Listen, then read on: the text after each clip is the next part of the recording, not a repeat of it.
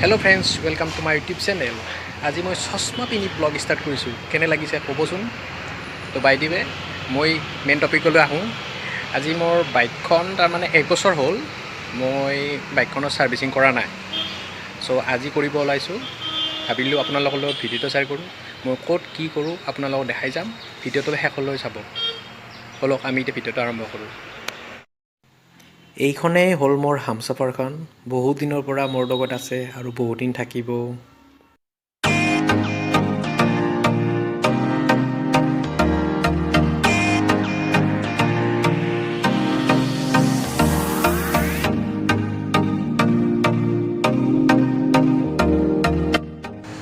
Engine oil মই এইটো ব্যৱহাৰ কৰিম, হণ্ডাৰ 4 ষ্ট্ৰক ইঞ্জিন অইল।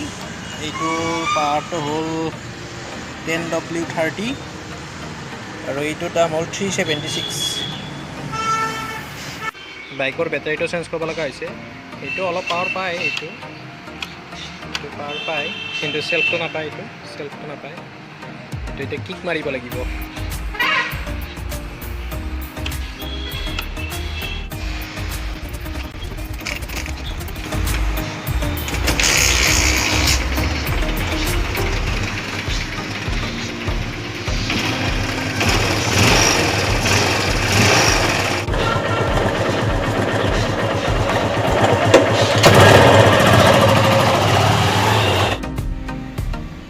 বাইকখনৰ ছাৰ্ভিচিঙৰ কাম আৰম্ভ হৈ গ'ল। বেকগ্ৰাউণ্ডত বহুত শব্দৰ বাবে ভইচ অভাৰ দিব লগা হ'ল।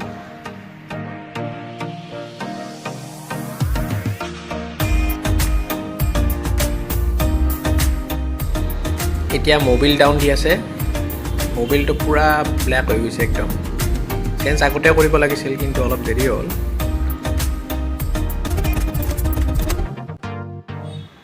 এতিয়া মেইন বস্তুটো খুলি আছে, যিটো মই প্ৰব্লেম পাই আছিলোঁ। বেটাৰীটো এইটো ডেমেজ হৈছে। এতিয়া তাৰমানে এইটো নতুন বেটাৰী এটা মই লগাম। আৰু মানে চেল্ফত ষ্টাৰ্ট নহয়, লাইট নজ্বলে, ছিগনেল লাইট নজ্বলে আৰু কিক মাৰি থাকিব লাগে। কিক মাৰি মাৰি ভৰি বিষ হৈ গৈছে। বাইকৰ অৱস্থা চাওকচোন, একদম খুলি কি দেখা কৰিছে। এতিয়া চেইনডাল এডজাষ্ট কৰি আছে।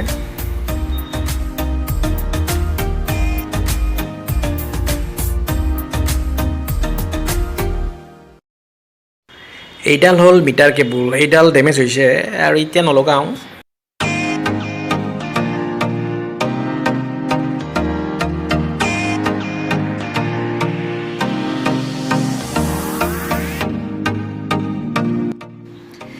নিউ বেটাৰী লগাইছে।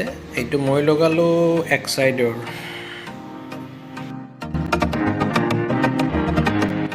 এইটো হ'ল বেটাৰী কাভাৰটো, এক্সাইড এক্সপ্ল'ৰ।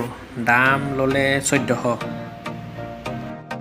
এতিয়া ক্লাটছৰ কাম চলি আছে। এইটো মানে বহুত হাৰ্ড হৈছিল। তেলটো দিলে চফ্ট হ'ব বুলি কৈছে।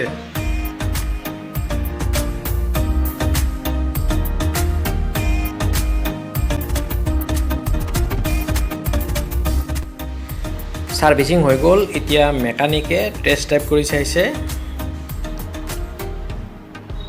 চব অকে থকা বুলি কৈছে। আৰু বাইকৰ ছাৰ্ভিচিং হৈ গ'ল। এতিয়া আৰু চলাই থকাৰ কথা। ৱাশ্বিং কৰিলে বেছি ভাল লগা হ'ব। আৰু যদিহে ভিডিঅ'টো ভাল পাইছে তেনেহ'লে লাইক, কমেণ্ট, শ্বেয়াৰ, চেনেলটো ছাবস্ক্ৰাইব কৰি দিব। ধন্যবাদ।